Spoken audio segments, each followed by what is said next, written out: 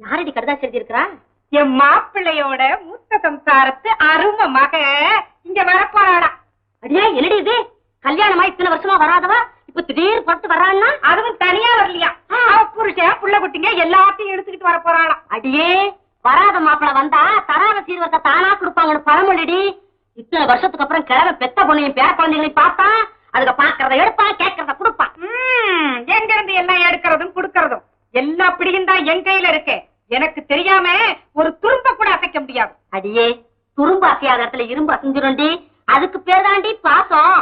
அவன் இங்க வராம இருக்கிறதுக்கு உண்டான வழிய பாரு. அடியே வெள்ளம் வரத்துக்கு முன்ன அணைய போடுறி வர்றாண்டி.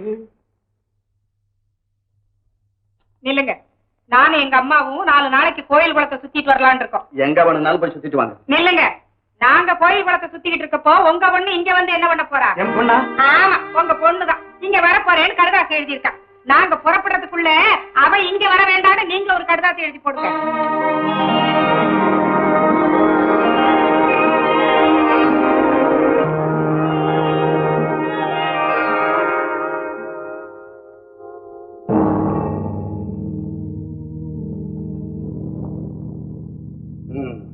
அம்மாவும் பொண்ணு எங்க போயிட்டு வரேன்னு சொன்னீங்க? கோயில் குளத்தை சுத்தி பார்க்க போறோம். எதுக்காக? தெய்வமே நம்ம வீடு தேடி வரேன்னு கடிதாசி போட்டிருக்கு. அது வந்த உடனே அதன் கால 2 பேரும் சேர்ந்து விழுந்து கும்பிடுங்க. ஏன், எதுக்காக? இது வரைக்கும் நீங்க செஞ்ச பாவமும் இனிமே செய்ய போற பாவமும் தீர்ந்து போறதுக்காக. இந்த பாருங்க, உங்க பொண்ணு உங்களுக்கு தெய்வமா இருக்கலாம். அதுக்கு நீங்க கோயில கட்டுங்க, கும்பாபிஷேகத்தை பண்ணுங்க. எங்களுக்கு என்ன தலையெழுத்து? என்ன தலையெழுத்து நான் கேட்கிறேன். உன் தலையெழுத்திய மாத்தி அமைச்ச தெய்வமா தேடி என் பொண்ணு கல்யாணத்துக்கு அப்புறம் வராத பொண்ணு இத்தனை வருஷம் கழிச்சு வரேன்னு எழுதியிருக்கிறா. அவனை போய் வர வேண்டான்னு எழுதி சொல்றேன். பாதி அதத்தான் நானும் கேட்கிறேன். இத்தனை காலமா வராதவன் இப்ப ஏன் வர்றான்? அதத்தான் எழுதியிருக்காள் இந்த லெட்டர்ல. அப்பா உங்களை பார்க்கணும்னு திடீர்னு ஆசையா இருக்குன்னு எழுதியிருக்காளடி. கடன் கேட்க வர்றவங்களும் கைமாத்து வாங்க வர்றவங்களும் கூட தான் என்னமோ திடீர்னு உங்களை பார்க்கணும் போல தோணுச்சுங்கன்னு சொல்லிக்கிட்டு நுழையிறாங்க உள்ள. அப்பா என் பொண்ணு பணம் காசை எதிர்பார்த்து தான் இங்க வரான்னு நினைக்கிறியா? நினைக்கிறது என்ன, பச்சையா சொல்றேன். பணத்தை எதிர்பார்த்து தான் வர்றான். என் பொண்ணு உங்க பொண்ணுதான். பழச நினைச்சு பாருடி. எதை நினைச்சு பாக்குறது? கூடி நடக்க நேரத்துல எனக்கு உன் மேல மோகம் ஏற்பட்டு உன் கழுத்துல 3 முடிச்சு போட மரக்கட்டையா மண்ணாங்கட்டி மாப்பிளையா மணவரையில உன்னை எதிர்பார்த்து காத்து கிடந்தனே. அந்த நேரம் பார்த்து உங்க அம்மா என்ன சொன்னாங்க? இந்தாமா இவரு கிழவன்னு தெரிஞ்சுதானே பொண்ணு கொடுக்க சம்மதிச்ச. இப்ப மணவரைக்கு பொண்ணு அனுப்ப மாட்டேன்னா அது எப்படி நியாயம்? என்னையா நீங்க அந்த அம்மா மாதிரி சொன்னதை திருப்பி சொல்லிக்கிட்டு இருக்க? இந்த அம்மா பொண்ணு மட்டும் என்ன 15 வயசு பப்பாவா? அவளுக்கு ஆட்சியா வயசு 30க்கு மேல. 40க்கு மேலே ஆகட்டும் ஐயா. ஆனாலும் என் பொண்ணு கன்னி பொண்ணு கட்டி தங்க கைப்படாத ரோசா. அவளையே கட்டிக்க வேண்டிய இந்த ஆளு என் வீட்டுக்கு எத்தனை நடா இருந்தா என்னென்ன பேசா தெரியுமா உங்களுக்கு? என்ன பேசுன? ஏன் என்னைய கட்டிக்கிட்டு அந்த ஆளு போய் கேளு. யோ போறீங்க. என்னையா கட்டுறது கல்யாணம் பண்ணி பார்க்கிறேன். கிளம்பிட்டு என்னைய சொல்லி கொடுத்து என்ன சொன்னேன்? ஏதோ சொத்து பத்து வேணும்னு சொன்னாங்க, கொடுத்துடுறேன்னு சொன்னேன். கொடுத்துடுறேன்னு சொல்லிடுறேன். என்னமா அவங்க தரேன்னு சொல்லிருக்காராமே? சொல்லிருக்காராமே என்னையா? நான் கூட சொன்ன பொண்ணு கொடுக்குறேன்னு சொல்லவால பொண்டாட்டி ஆயிடுவாரா? ஆகணும்னா என்ன செய்யணும்? தாலி கழுத்துல ஏறணும். அத போய் இவர் கேட்டு எழுத்துல ஏறணும். இவலிங்க எனது எழுத்துக்கும் கழுத்துக்கும் முடிச்சு போடுறாயா? என்ன பண்ண போறீங்க? இதெல்லாம் என்ன கேட்டா எப்படி? பெரியவங்க நீங்க எல்லாருமா சேர்ந்து என் கல்யாணத்தை நடத்தி வச்சு என் குடும்பத்துக்கு விளக்கேற்றி. ஆமா, இருக்கிற கரண்ட் கட்டில நாங்க தான் வந்து விளக்கு ஏற்றணும். அது தானா எங்க ஏறிய போகுது? வரப்போறியா வாயில நல்லா? அம்மா அவர் பெரிய மனுஷன், சொன்னா சொன்னபடி செய்வார். இவர் குடும்ப விவகாரம் தெரிஞ்சா பேசுங்க. இதெல்லாம் மரியாதை போடுங்க வெளிய. என்னம்மா குடும்ப விவகாரம்? இவர் வீட்டுல என் பொண்ணு ஒருத்திதான் வாழ போறாங்க நிலைமை இருந்தா இத பத்தி நான் பேச மாட்டேயா. அதோ நிக்கிறாரா ஐயா, அங்க பாரியா. யாரியாவா? என்னம்மா அவளை தெரியாத எனக்கு? அவளோட மூட்டக்காரத்து பொண்ணு. அவளுக்கு கல்யாணம் ஆகல இல்ல? இல்ல. இந்த சொத்து இந்த ஆள் சம்பாதிச்சது இல்லையா? இவங்க அப்பன் சொத்து. பாட்டன் சொத்து யாருக்கு சேரணும்? பேச்சுக்கு தான் சேரும். அப்படி இருக்கும்போது இந்த வேளாண் நம்பி என் பொண்ணு எப்படி கொடுப்பேன்? அப்படிதான் வழக்கு. இப்ப நான் ஒண்ணு ஒரு கேள்வி கேட்கிறேன். நான் யார் தெரியுமா? வக்கீல். பாட்ட சொத்து பேச்சுக்கு தான் சேரும் தெரிஞ்சிருந்தும் கூட இந்த வெறும் ஆளை பிடிச்சிட்டு எழுதி கொடுன்னு கேட்கறியே. அவர் எழுதி கொடுத்தா எப்படி செல்லும்? அது செல்லுமா செல்லாதாங்கிறது தீர்த்துக்கிறதுக்கு தான் இந்த நேரத்தில் இந்த விவகாரத்தை கட்டி இருக்கிறேன். புரியுதா? இந்த கேள்வி இந்த பேச்சு பேசுறாளே, இவனோட பொண்ணு ஒண்ணு சொல்லுமா? இவளை பத்தி நமக்கு என்னங்க? இவளோட பொண்ணு இருக்காளே, அவளோட குணத்தை இன்னைக்குதான் பாத்துட்டு குணத்தை பாத்துட்டே இருக்கலாம். ஏங்கான்னு உளர்றேன். வீக்னஸ் தெரிஞ்சா எந்த போடு போடுறாங்க? என்னங்க நீங்க படிச்ச நீங்களாம் இதை போய் வீக்னஸ் சொல்லிக்கிட்டு காதல் யாருக்கு தான் வராது? பயப்படுங்க. ஆதரிக்கு மூஞ்ச பாரு. என் காதல் உண்டா காடு சுத்தமே நமக்கு என்ன? ஐயோ மனுஷனா நீங்க என்ன? ஒரு நிமிஷம். இந்த விஷயத்துல நான் கொஞ்சம் விட்டு கொடுத்தனா எங்க அப்பா கல்யாணம் நடந்திருக்கலாம். விட்டு கொடுக்கறதுன்னா சொத்தை கொடுக்குறேன். சும்மா சொன்னா போறாதுமா, எழுதி வேணும்னு கேக்குறா. எழுதி கொடுக்குறேன். அதுக்கு பேர் என்ன தெரியுமா? விடுதலை பத்திரம். கொடுத்தியா? போச்சு சார். வக்கீல் நான் என்ன எழுதும் தெரியுமா? என்ன? எனக்கும் என் தகப்பனுக்கும் ரத்த சம்பந்தத்தை தவிர மற்ற சம்பந்தங்கள் எதுவுமே இல்லைன்னு எழுதுவேன். அதுல நீ கையெழுத்து போடுறியா? ஓட்டு கொடுத்தா போகுது சார். என்னம்மா கொடுத்துட்டா போச்சு சொன்னா போச்சுன்னு சர்வசாதாரண உங்க அப்பா மாதிரியே பேசுற. இப்ப நீ ஏதோ ஒரு வேகத்துல கையெழுத்து போட்டு கொடுத்துட்டா அப்புறம் சுப்ரீம் கோர்ட்டுக்கு போனா கூட உன்னால திரும்ப வாங்க முடியாது. ஏன் சார் திரும்பி வாங்கணும்? நான் யாருக்கு எழுதி கொடுக்க போறேன்? வரப்போறது சின்னம்மாவுக்கு தானே. அங்கதான்மா ப்ராப்ளமே இருக்கு. வரப்போறவன் சின்னம்மாவா இருப்பாளா? சார், அவ சின்னம்மாவா இருப்பாளோ பெரியம்மாவா இருப்பாளோ எனக்கு அதை பத்தி கவலை இல்லை சார். எங்க அப்பா என்னைக்கு எனக்கு அப்பாவா இருக்கணும். இந்த கல்யாணம் நடக்கலன்னு அவர் என்ன ஆவார் உங்களுக்கு தெரியுமா சார்? என்ன செத்துருவான்னு நினைக்கிறியா? அப்படி போயிட்டாதான் ஒரு வழியா நான் நிம்மதி ஆயிடுவேனே. என்ன அதை உங்ககிட்ட நான் எப்படி சார் சொல்லுவேன்? சும்மா ஓப்பனா சொல்லுமா, தப்பு சொல்லு. ராத்திரி எல்லாம் அவன் நினைப்புல அவர் புலம்பிக்கிட்டு இருக்காரு சார். அவன் நினைப்புல பைத்தியம் முடிச்சு தெரு தெருவா அலைஞ்சா அந்த கொடுமையை என்ன பாத்துட்டு சொல்றீங்களா? கொஞ்சமா பொண்ணு சொத்தையெல்லாம் எழுதி கொடுத்து விடுதலை பத்திரம் எழுதி தரேன். முகூர்த்த நேரம் போயிட்டு இருக்கு. முகூர்த்த நேரம் போகுதாமே. எவ்வளவு பெரிய விஷயத்தை சொல்றேன். பொண்ணு விடுதலை பத்திரம் எழுதி தரேன்னு சொல்றாயா? என்னங்க முகூர்த்த நேரம் போறது எவ்வளவு பெரிய விஷயம். இந்த சமயத்துல விடுதலை பத்திரம் அது இதுன்னு சொல்லிட்டு இந்த வக்கீல்களே அப்படித்தான் சின்ன விஷயத்தை பெருசு பண்ணிட்டு. கடவுளே சார், ஒரு நிமிஷம் சார். என்னமா இதுல எல்லாம் எழுதி கையெழுத்து போட்டிருக்கேன், சரியா இருக்கான்னு பார்த்து சொல்லுங்க. எல்லாம் சரிதாமா. ஆனா அப்ப இது தேவையா? நீங்க போன சார், நீங்க போன சொல்லுங்க சார். அம்மா, அந்த பொண்ணு சொத்தெல்லாம் எழுதி கொடுத்துட்டான். எப்படிங்க? படிக்கிறேன் கேடு. எனக்கு சேர வேண்டிய சகல சொத்துக்களையும் என் தகப்பனார் என் சித்திக்கு எழுதி கொடுப்பதை நான் மனப்பூர்வமாக ஒப்புக்கொள்கிறேன். கையெழுத்து போட்டிருக்கா. பக்கா பத்திரத்தை அப்புறம் அவருக்கு எழுதி தர்றேன். இப்போதைக்கு இது போதுமா? இது போதுங்க. சரி, இப்ப பொண்ணை வர சொல்லணும்.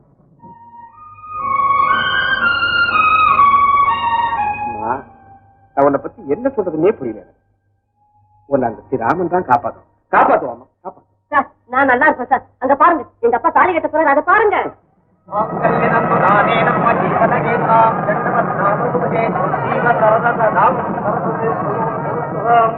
வக்கீல் சார், தீராத சிக்கலை தீர்த்து என் கல்யாணத்தை நடத்தி வச்ச உங்களை எந்த ஜென்மத்திலையும் மறக்கலாம். யாரு அவன் கல்யாணத்தை நடத்தி வச்சது? வேற யாருங்க? உன் பொண்ணு இல்லையா நடத்தி வச்சா? விடுதலை பத்திரம் எழுதி கொடுத்தாயா? அப்படியாவா? என்னைய ஜனமா இருக்க, நீ எங்க இருக்க? பொண்ணுக்கு கல்யாணம் பண்றதுக்காக அப்பன் பல பேர் காலில் விழுறத நான் பாத்திருக்கேன். ஆனா அப்பனுக்கு கல்யாணம் பண்றதுக்காக பொண்ணு பல பேர் காலில் விழுந்தது இன்னைக்கு தாயா நான் பாக்குறேன். அந்த பொண்ணு வராடி இப்போ அவடா பணம் காசை எதிர்பார்த்து வருவான். அவன் எதிர்பார்க்காம இருக்கலாம். அவளை கட்ட மாப்பிள்ளை எதிர்பார்க்க மாட்டாங்கிறது என்ன நிச்சயம்? நிச்சயமா பணம் காசை எதிர்பார்த்து வர மாட்டாண்டி. நீ தானே அப்ப கூட இருந்த. உமாவுக்கு அவனுக்கும் கல்யாண பேச்சு நடந்தப்போ நான் என்ன சொன்னேன், அந்த மாப்பிள்ளை என்ன சொன்னான்? சுத்தி வளைச்சு பேசி எனக்கு பழக்கம் இல்ல, வெளிப்படையாவே சொல்றேன்.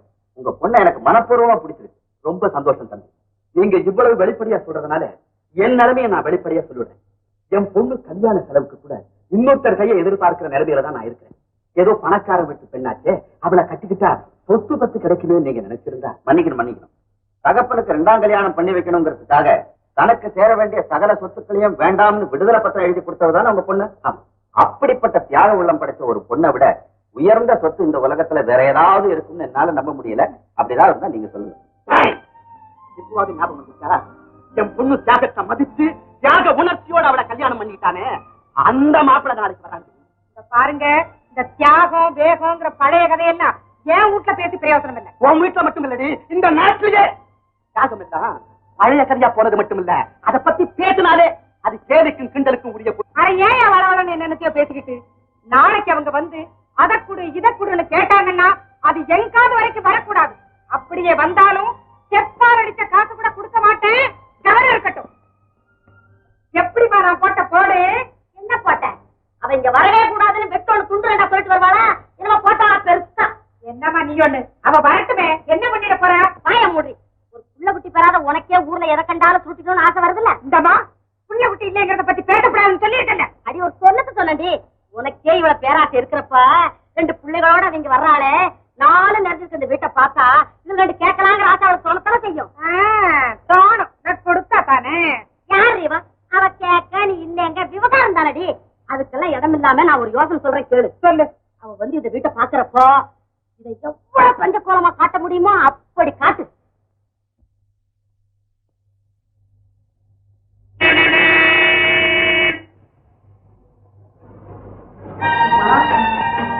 1000 இருக்கு, 10 ரூபா வச்சுக்க. பரவாயில்ல வச்சுக்க. ஆமா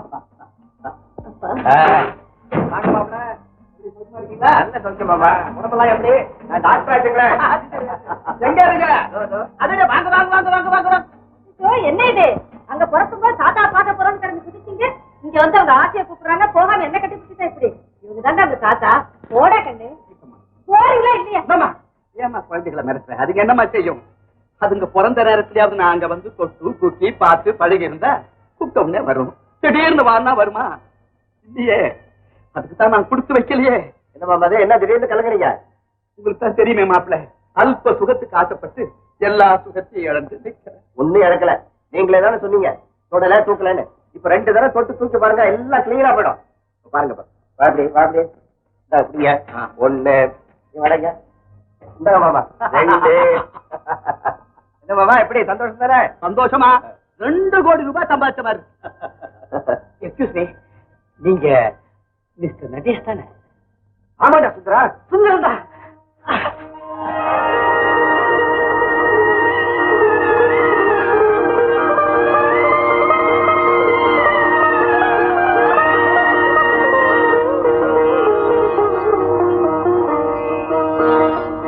இருக்கா? என்னடா அது? ஒண்ணும் இல்லையா? அப்புறம் இது என்னது? அது எனக்கு வாழ்வு கொடுத்த தெய்வத்தை எப்படி வணங்குறது, அதை எங்க தேடி கண்டுபிடிக்கிறது நான் தவிச்சிட்டு இருக்கிற நேரத்துல நான் இருக்கிற இடத்துக்கே அந்த தெய்வம் வந்து நின்னுடுச்சுன்னா அது எப்படி? அதை நான் இது என்னங்க, எனக்கு கூட தெரியாம உங்க மேல உயிரியே வச்சிட்டு இருக்கிற இப்படிப்பட்ட நண்பர் கூட உங்களுக்கு இருக்காருங்களா? ஒண்ணும் இல்லம்மா, உன்னை கல்யாணம் பண்ணிக்கிறதுக்கு முன்னாலேயே இவன் எனக்கு நண்பன். எப்பனா மெடிக்கல் காலேஜில் நம்ம 2 பேரும் ஒன்னா படிச்சோம்ல. ஆமாமா, ஒரு டீ வாங்கி கொடுத்தா கூட என்னை பத்தி எல்லாருக்கும் பெருசா சொல்லிக்கிட்டு இருப்பா. அதை பத்தி இருக்கேன். ஆமா, நான் கிறுக்கிறோம் பைத்தியக்காரனும் எனக்கு தெரியாது. ஆனா என்ன டாக்டருக்கு படிக்க வச்சதே உங்க வீட்டுக்காரர் தாமா. இவரை பத்தி உங்கள்கிட்டயே சொன்னா நீங்க வெறும் முகஸ்துதின்னு நினைப்பீங்க. எனக்கு ஒரு பலகீனம், எதையுமே மனசுல மறைச்சு வைக்கக்கூடிய சாமர்த்தியத்தை ஆண்டவன் எனக்கு கொடுக்கலமா. அதனால எதையும் நான் வெளிப்படையாவே சொல்லிடுவேன். உங்களை மனைவியை அடைஞ்சிருக்கிறவரு எவ்வளவு உயர்ந்த மனுஷன் தெரியுமா? அதை என்னால அவ்வளவு ஒப்புக்கொள்ள முடியாதுங்க. என்னங்க? எங்க வீட்டுக்காரர் எத்தனையோ பேருக்கு நல்லது செய்திருக்காரு. யாராவது அந்த நன்றி நினைச்சு பாக்குறாங்களான்னு நான் தேடிக்கிட்டு இருந்தேங்க. இன்னைக்கு தாங்க நீங்க ஒருத்தர் என் கண்ணுல பட்டிருக்கிறீங்க. ஏங்க, நல்லதை செய்யறவங்களை விட அந்த நன்றியை மறக்காம இருக்கிறவங்க தானுங்க உயர்ந்தவங்க. அதனாலதான் சொல்றேன், எங்க வீட்டுக்காரை விட நீங்க உயர்ந்தவருன்னு. இப்போ புரிஞ்சுக்கடா, என்னை விட என் வீட்டுக்காரி தான் உயர்ந்தவங்கிறத. அம்மா, நாங்க படிச்ச மெடிக்கல் காலேஜ்ல ஆண் பெண் உடலை எல்லாம் அறுத்து இங்கதான் இதயம் இருக்கு, இங்கதான் நுரையீரல் இருக்கு, இங்கதான் சிறுகுடல் இருக்கு, பெருகுடல் இருக்குன்னு சொல்லி கொடுத்தாங்களே தவிர இறக்க உணர்ச்சி இருக்கிற இடம் இதுதான், குழுமையான எண்ணங்கள் இருக்கிற இடம் இதுதான், அன்பு இருக்கிற இடம் இதுதான், ஆத்திரம் இருக்கிற இடம் இதுதான் சொல்லி கொடுக்கலையம்மா. இது எங்கம்மா நாங்க போய் கத்துக்கிறது? வேற எங்கேயும் போக வேணாம். நல்லதெல்லாம் பாத்துட்டீங்க இல்ல? பாத்துட்டேன். கெட்டதையெல்லாம் பாக்கிறதுக்கு நீங்க வேற எங்கேயும் போக வேண்டாம். பக்கத்தில் தானே இருக்கிறீங்க, தன்னால புரிஞ்சுக்கீங்க. உள்ள போலாமா? போலாப்பா, வாங்க. நான் அவர்கிட்ட பேசிட்டு வந்துடுறேன்.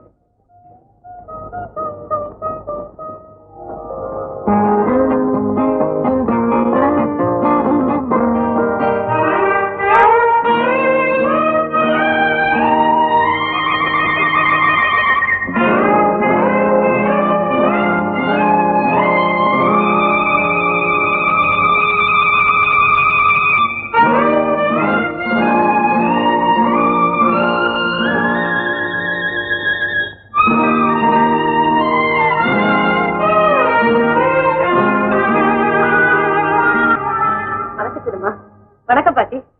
பாடி அம்மா, எப்ப வந்த? இப்பதான் வந்தேன். நல்லா இருக்கியா? நான் நல்லா தான் இருக்கிறேன். ஏன் பாட்டி, வீடு என்னமோ மாதிரி இருக்கு? எப்படி இருக்குது? இது நம்ம வீடு மாதிரி தெரியலையே. எப்படி இருக்க முடியும்? வீட்டுல ஆம்பளை இருக்கிறவங்க ஓடி ஆடி வயல் வரப்பு தோப்பு துறவுன்னு பாக்குறத பார்த்து கேட்கறத கேட்டுக்கிட்டு இருந்தா ஊர் ஊடா இருக்கும். ஓடி அடகாக்குற மாதிரி வீட்டுக்குள்ளவே குந்தி தின்னுகிட்டு குருவிச்சார பிடிச்சி வீட்டால சாஞ்சுக்கிட்டு இருந்தா அந்தானுக்கு வந்தா போவானுக்கு போனா நாய் பாதி பேய் பாதின்னு எல்லாம் ஒரு வழியா ஒழுங்குது. அம்மா, இன்னைக்கு வந்துட்டு நாளைக்கே ரயில் ஏறுற புள்ள அதுகிட்ட ஏன் நம்ம கன்றாவி கதையெல்லாம் சொல்லிக்கிட்டு இருக்க? தப்புதான் நினைச்சா கும்பிடுதே. அந்த காலத்துல நான் ஆசைய பார்க்காம வயசு ஆம்பளைய பார்த்திய பொண்ணு ஏன் அவளு எல்லா பொண்டுகளையும் போல எல்லா சொகுசு அனுபவிச்சு எப்படி எப்படியோ இருந்திருப்பான். சாய் மாவா, நான் ஆம்பளைய பார்க்காம ஆசைய பார்த்து கொடுத்தேன். இப்ப ஆசி மறைஞ்சு அவதி நிறைஞ்சு கண்ண புடவைக்கு மாத்து புடவை இல்லாம என் தங்க கண்களை நிக்கிறான்.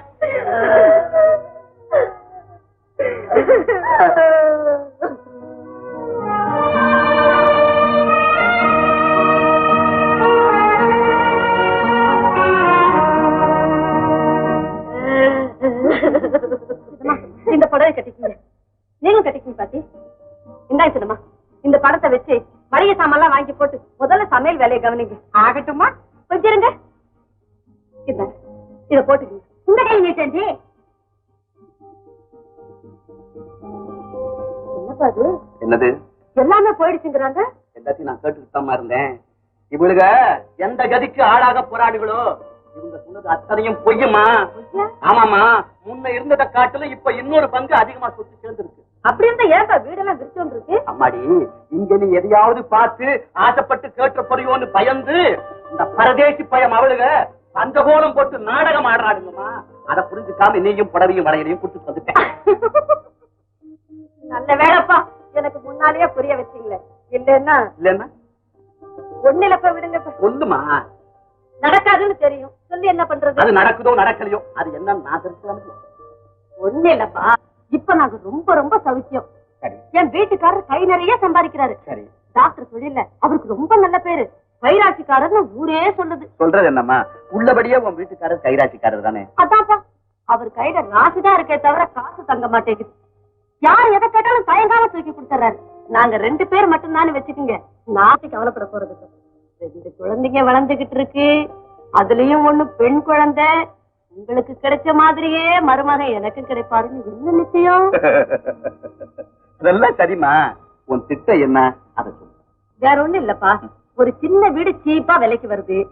சித்திகிட்ட கொஞ்சம் கடனா பணத்தை வாங்கி அத ஒரு நர்சிங் ஹோமா பண்ணி கொடுத்துட்டோம்னா கடனை திருப்பி கொடுக்கணுமேங்கிற கவலையில கொஞ்சம் கட்டுத்திட்டமா இருக்க மாட்டாரா? அதுக்காகத்தான் வந்தேன். இங்க நிலைமை புரிஞ்சு போச்சு.